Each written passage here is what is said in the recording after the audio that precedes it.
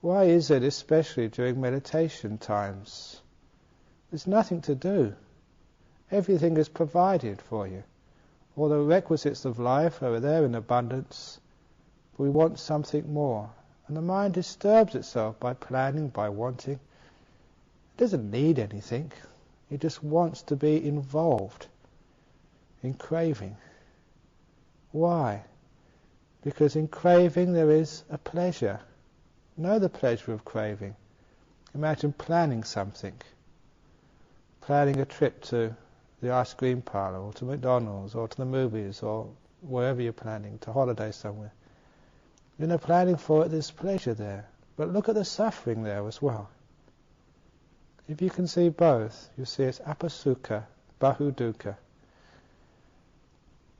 Perhaps the most illustrative example of this was that story which I told last night to the Anagarikas, which was one of Ajahn Jacara's most famous stories. He used to tell it a lot, and that's of the Nasruddin, the Mullah Nasruddin, eating chilies, red chilies, one after the other, and his face is so red, and just with the eyes just watering, and with mucus just dripping down his nose over his mouth, just in great agony. Imagine what it's, those of you who've got stomach aches, imagine what it's like after about 12 or 13 chilies in your stomach. And his friend said, "What are you doing that for?" He said, "Because I'm looking for the sweet one." And that's actually the story of many people's life, of dukkha. You're looking for the sweet one. You might go from monastery to monastery. You're looking for the sweet monastery. Teacher to teacher, looking for the sweet one. Life to life, birth to birth, looking for the sweet one. But all of you know that chilies, there are no sweet chilies. It's all just hot. The five senses are on fire. We're going to chant next week. Just like chilies are on fire. But somehow we think that somewhere there's a sweet one. Somewhere we're going to find just the most comfortable house, partner, job, life. We can plan and fantasize that. And in that planning and fantasizing there is a happiness there, but it's a suffering there as well. And in the achievement of that, you'll find you'll always be disappointed. The two sufferings of life, Oscar Wilde, which is not getting what you want, and the other one is getting what you want. So that's ordinary dukkha, but it needs to be looked at, because this is sometimes what disturbs us in ordinary monastic life. That's why if ever that I am not peaceful and not content, whether it's in my meditation or walking up the meditation path, you know how it is sometimes. You don't feel like sitting meditation, you don't feel like walking meditation, you don't feel like reading the suttas. And of course that's suffering. I always ask myself, what do I want? The cause of suffering, craving. What is it I want? And I really go into myself to find out what is it that I want. And I usually identify something which is absolutely really ridiculous, which I can never achieve, never get. And as soon as I see what I really want, I can see that that is suffering. I'm burning myself. I'm looking for a sweet chili, something which never exists. And as soon as you see the stupidity of that craving, it cannot occur. When you're in the world, you want the most, if you're a man, the most beautiful woman, the most beautiful partner. When I was a young monk, I think 1 or 2 years as a monk, one of the other monks who I'd grown up with decided to disrobe. And so I said, "Well, what's he disrobing for?" He said, "Why don't I disrobe as well?" I thought. And I looked at it and said, "Do I really want to disrobe? If I want to disrobe, what for? To get a nice woman." And I started thinking, what type of woman would I want? One would always do what I told her. One would always be so sensitive to me. One would always be there for me. This is actually in Singapore, someone told me this story.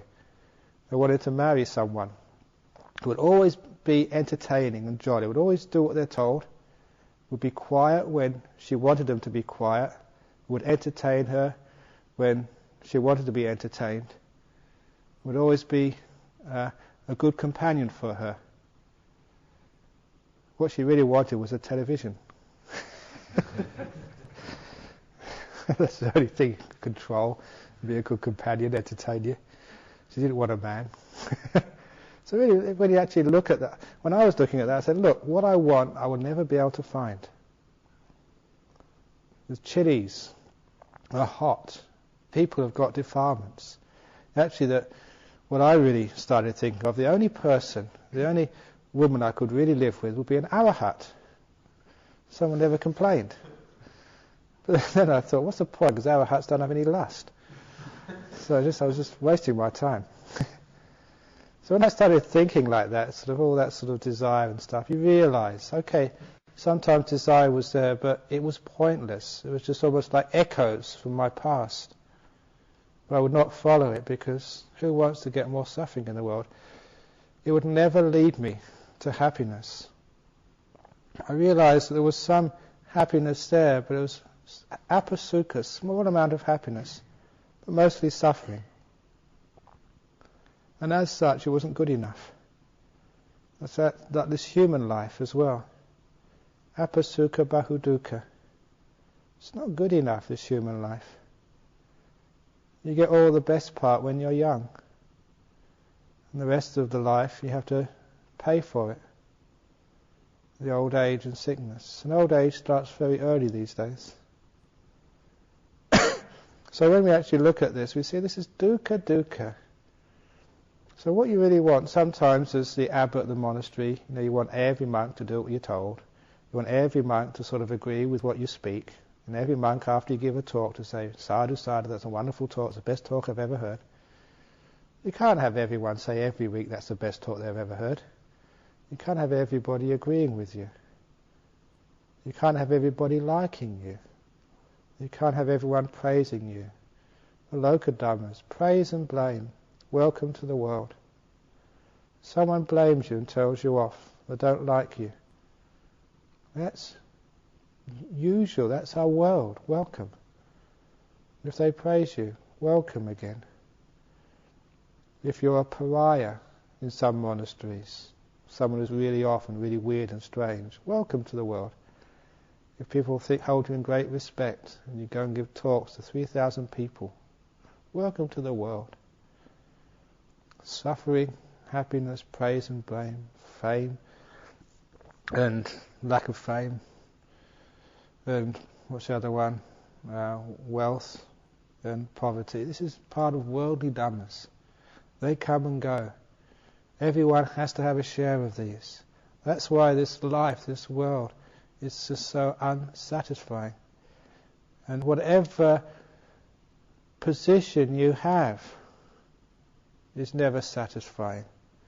When I was a young monk, I looked at the senior monks in the line. They were the ones who had the big cushions. And they were Thai monks. And I was a Western monk. I wasn't used to sitting on the hard concrete.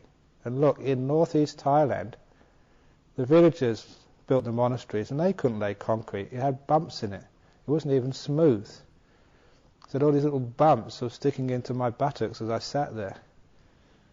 And all these big ajahns, these big teachers, had all these soft cushions. And I thought, this is unfair. You should give all the big cushions to the junior monks. The same with food as well. I mean, these ajahns, these mahateras, they've been monks 15 years, 20 years, 30 years. Now they've probably got rid of all their defilements right now. They don't need the nice food. It's me who has got my defilements left. I'm the one who needs all the fine food. They should actually let the junior monks choose the food first. They should pass the food up the line, not down the line.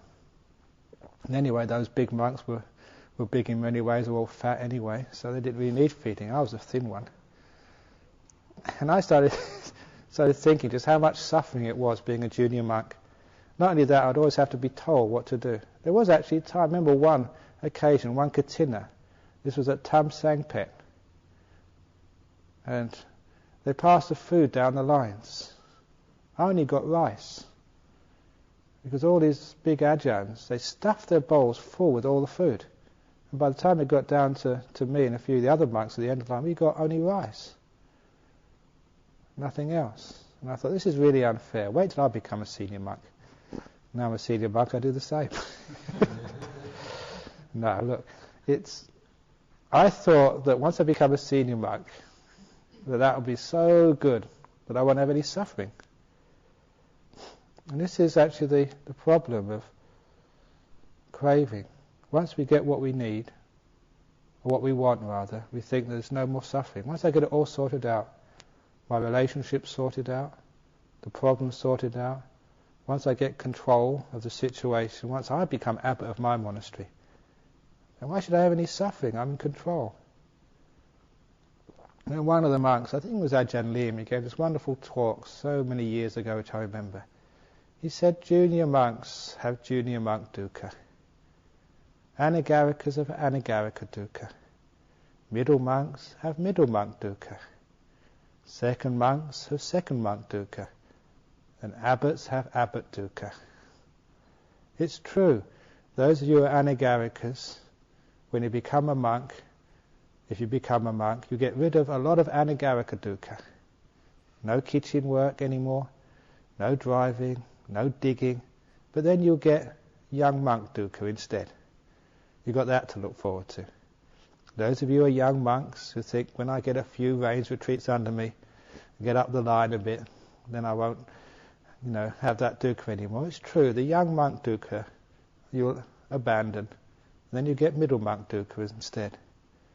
When you go up the line even further and you get a bit more authority, when you become second monk, you get second monk dukkha.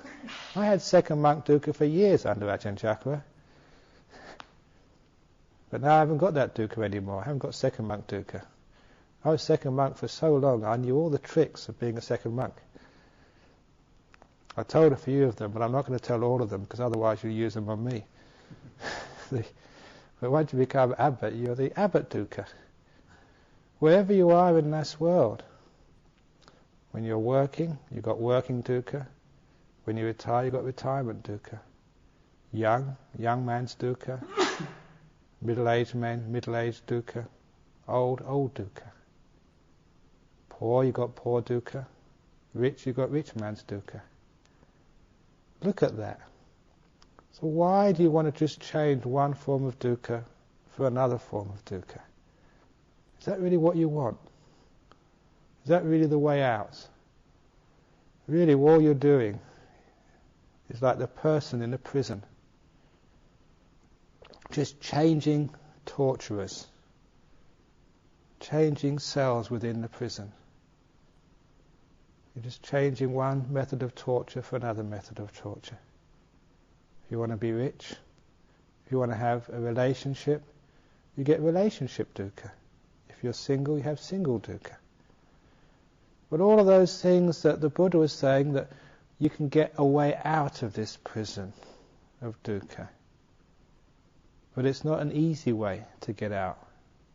It's a very hard, and not many people make it out of this prison. Because, so the five sense world is the first of the prisons which people find themselves in. When you have senses, sight, sound, smell, taste, touch, because of the impermanence, non-self nature of the world, the senses will always be changing from pleasure to pain, from beauty to ugliness, from happiness to whatever. When I was in Thailand as a young monk, the food at the beginning was disgusting. You've all heard me tell those stories about the food.